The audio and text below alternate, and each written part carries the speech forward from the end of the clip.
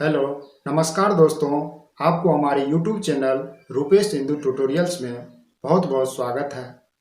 अगर आप इस चैनल पर नए हैं तो कृपया इस चैनल को सब्सक्राइब कर दें और साइड में बेल आइकन को दबा दें ताकि आने वाले सारे वीडियो की नोटिफिकेशन आपको जल्द से जल्द मिल सके।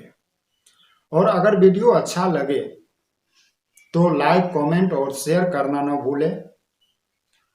तो चलिए वीडियो को स्टार्ट करते हैं।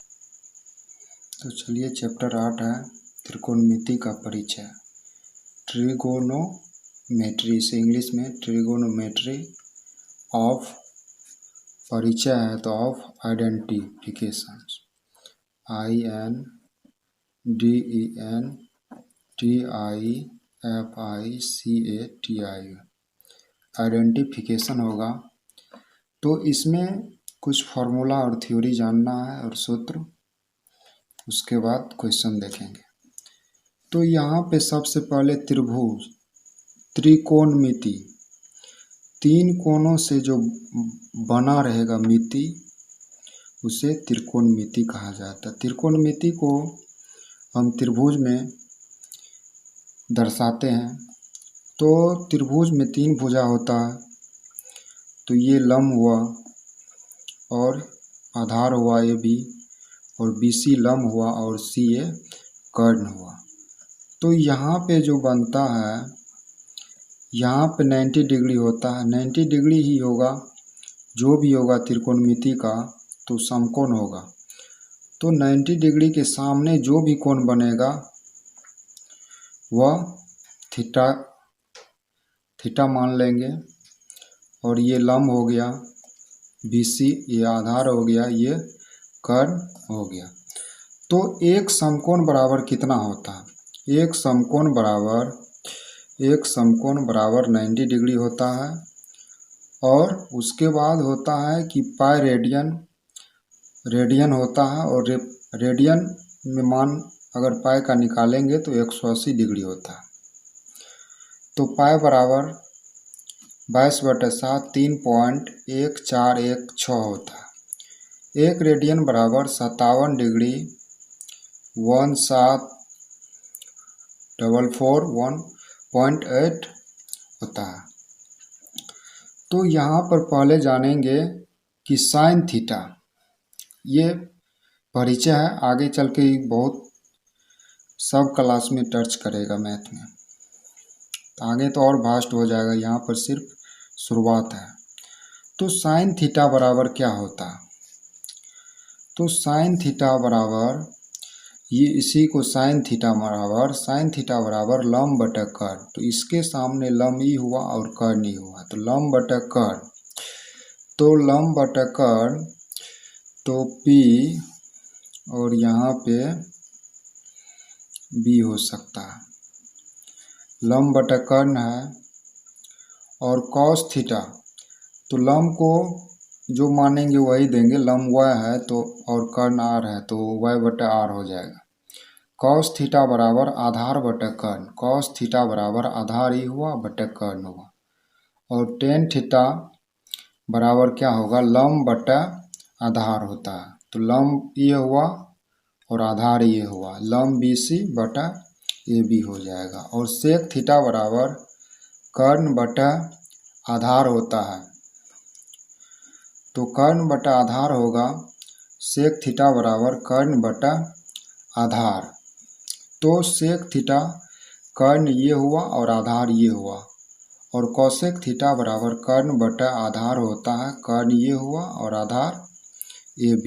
और कॉट थीटा बराबर आधार बटा लंब, आधार AB हुआ और लंब ये हुआ। तो साइन थीटा जो है, तो साइन थीटा बराबर क्या होता है? साइन थीटा बराबर 1/कौसेक थीटा होता है। और उसके बाद 1/कौसेक थीटा होता है, और 1/कौसेक थीटा बराबर उसका उल्टा क्या होगा?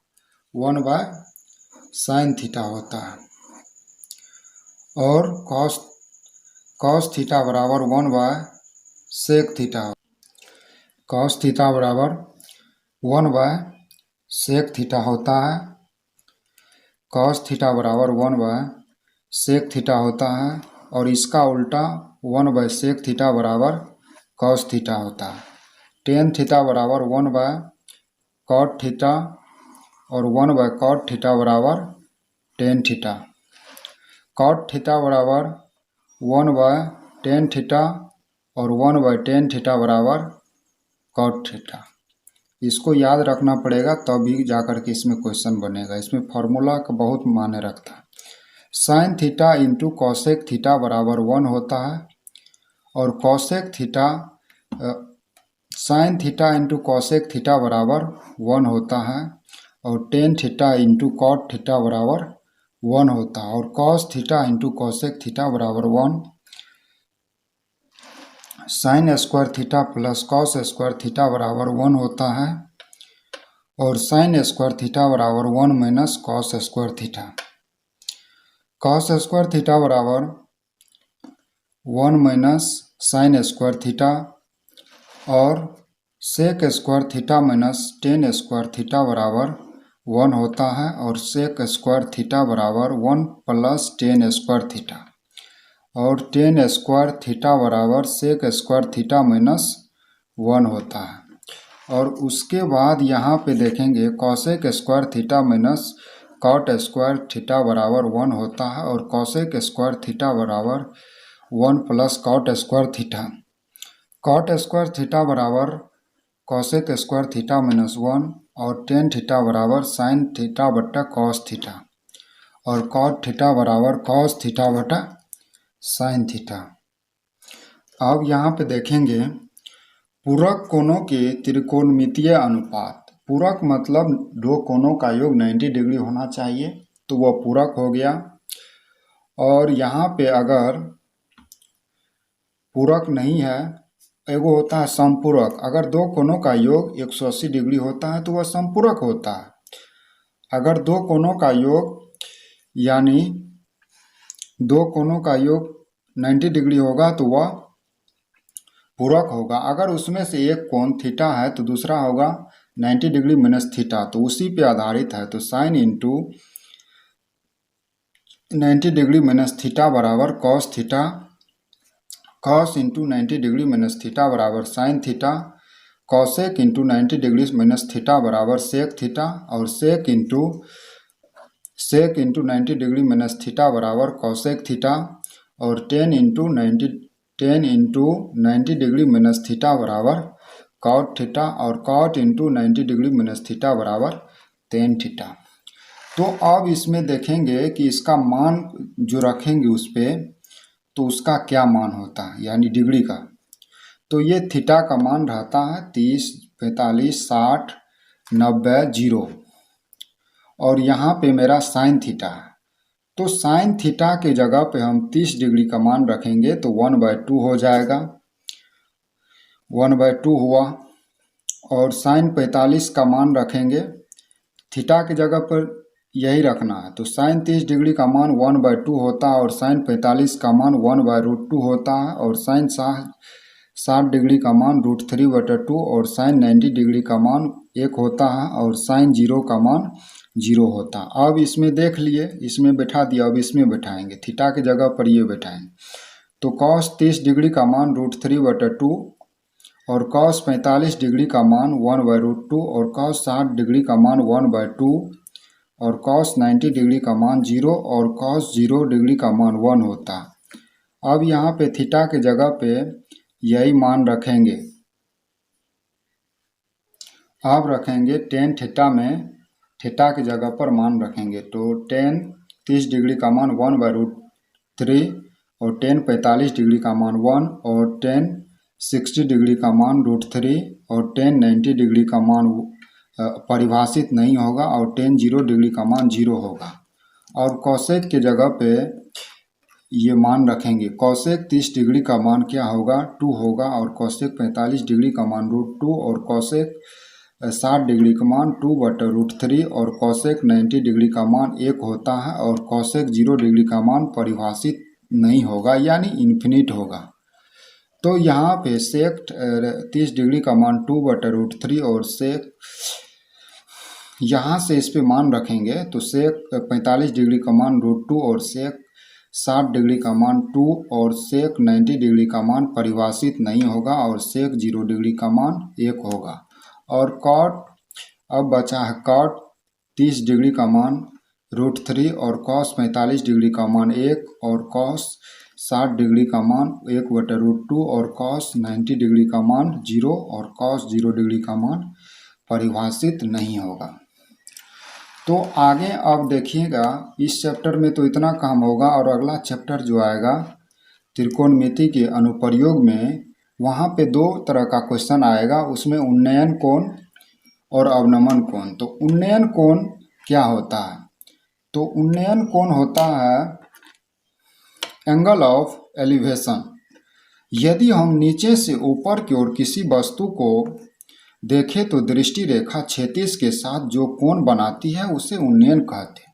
जैसे नीचे से है, यहाँ पे आँखें हैं, आदमी है तो उसका आँख है, कोई भी है, यहाँ पे कोई वस्तु है, तो नीचे से अगर हम वस्तु को देखेंगे तो दृष्टि रेखा से जो कोण बनता है,